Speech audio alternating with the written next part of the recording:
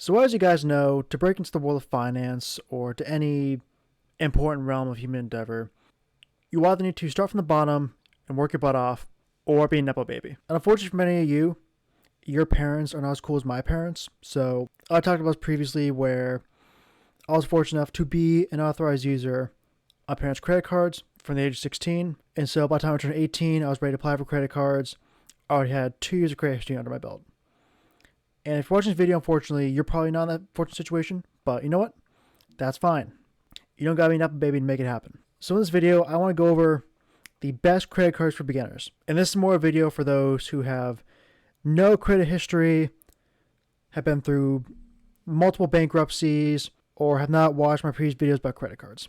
So if you're some guy with some random local credit union credit card who's had for a couple of years, you can still probably find value from this video, but I can assure you, you're probably in a pretty good spot. So apart from that, let's get into it. So what are beginner credit cards?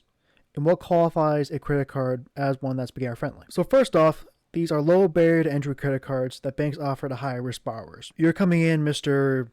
18, 19-year-old who has never taken out a loan in his life, who has like no financial track record, or you're some guy in his 30s, went through a nasty divorce, his wife took everything, and had to declare bankruptcy in order to walk away with something. So anytime you do anything credit related, like you apply to take out a loan, open a line of credit, do anything financially, banks are going to look at your credit history, your credit scores, all that, to determine how safe or risky of a borrower you are. And obviously, if you've had a rough financial past, or you've had no past in general, it's not really a good case for the bank to lend you much.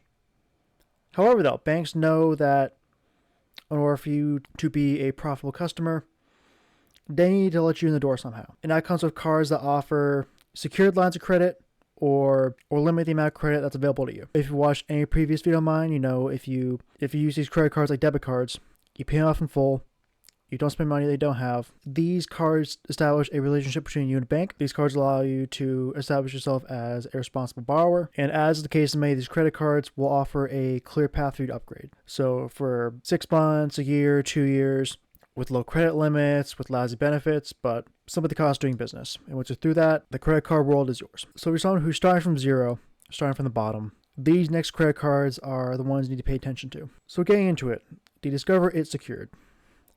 So I do want to preface this. For me personally, Discover does not fit into my strategy because, again, I was fortunate enough to be an authorized user, build a credit history, because my parents were that cool.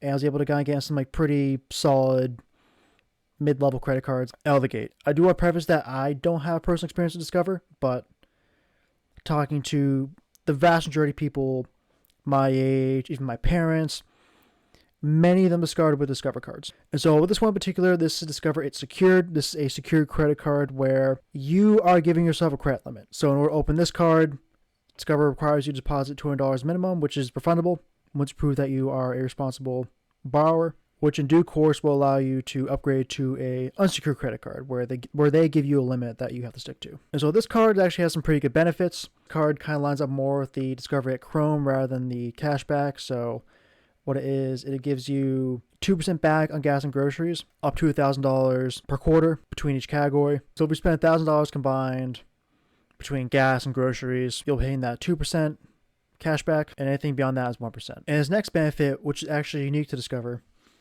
is instead of a traditional $200, $300 sign-up bonus that's awarded through cashback or points, they actually go ahead and match all the cash back you've earned in the first year. So let's say across your spending, you earn about $200 in cash back. They're going to match that at the end of the year, give you another $200 on top of that. So for your first year at least, you're actually making $400 in cash back, which is actually pretty crazy for cards caliber. And again, this is the secured credit card. This is entry level, starting from nothing. This benefit goes across all the Discover credit cards. So the value is definitely there if you play this card right. Next one, the Capital One Quicksilver Secured. So this credit card is, again, very underwhelming. But for a secured credit card, this one's actually fairly decent. So this card's very straightforward. 1.5% cash back on all spending across all categories. And then like many of the Capital One credit cards, also offers the 5% cash back on booking through the travel portal. And so just like the Discover It Secured, this card requires a $200 minimum security deposit, again, which is you creating your own line of credit. You borrow from that, you prove to Capital One that you are a responsible borrower. You can pay off the money you borrow, pay off on time and in full, and do this month over month for about the first year. More than likely, you'll be given an opportunity to upgrade to the unsecured version of this credit card. All right, so on to the final recommended secured credit card is going to be the Capital One Platinum Secured. Yeah, as you can see, this is a very last resort credit card. Obviously, you can see this credit card, but there's no real benefit you get from this credit card. It's either you get this card or you go get a credit card from Credit One and get absolutely price gouged. And yeah, this is just you've done some stuff in your life to be at the point where this credit card is a serious option for you, unfortunately. So as you can see, this card requires to have a minimum of $50 down as a security deposit. So that's about all it's going for this credit card. There's not much else to say. All right, so moving on from that, things will start to look a little brighter from here. So if you're a student or you have very limited credit history, these next cards are ones that you should be considering. So if you're someone who, again, is 18, 19, they're straight out of high school, but either they're already enrolled in school, they're have some credit built through whether it's like your parents actually were cool like mine and being authorized using other credit cards, you took out student loans or a car loan. These cards are best for someone who has some degree of credit history. And the first card many may recognize as actually my first credit card, which is the Capital One Savor. However, I will say though, it was a very weird scenario where I somehow got the typical ones. So I got the much better $200 sign-up bonus compared to the $50 one you can see on here. And so honestly, you're 18, 19, you're probably still at home, you're off in college, you're just ready to, survive, get through school, and try to have a good time in between. This card is a rock solid option. As you can see here, this card obviously has no annual fee. This is a unsecured credit card, so you don't have to worry about putting any money down to be able to use it. This card offers some pretty good percentages. As you can see, you get 3% back on groceries, 3% dining, 3% entertainment. When you're eating, you're picking out the school caf, or you're just getting all these like grocery hauls here and there, you'll get a good amount of cash back. And when you go out and do whatever, go to like a concert or whatever else you social butterflies do, you'll get 3% back on that too.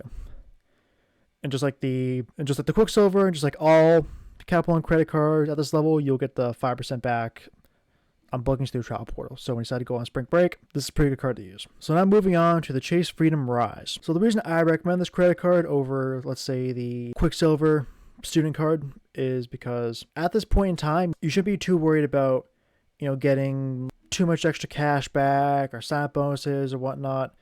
You're purely trying to build a credit history. You're trying to build relationships with banks to give you better options down the road. So even though this card offers a $25 sign-up bonus when you set up auto pay, beyond that, it's still a pretty good credit card. Again, there's no annual fee.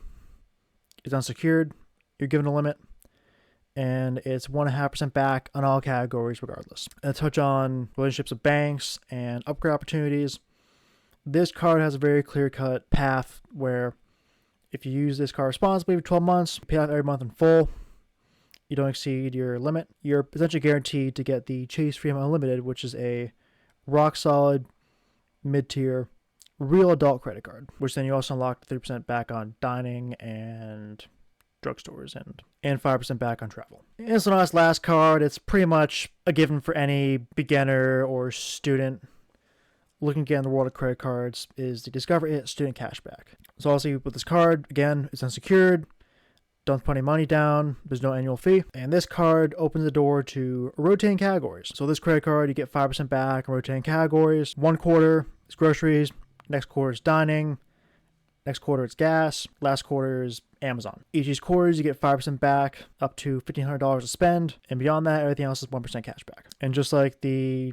secured card, this card offers the cashback match. So let's say now with the spending you do on this credit card, you get $500 in cash back. At the end of the year, Discover will give you another $500 on top of that. So as you can tell, if you are completely new or are beginner to credit cards, Discover has a lot of good options. So guys, you made it to the end of this video. I hope you enjoyed this dive into beginner credit cards, because I know for many people, they don't have the upbringing and financial background that I do.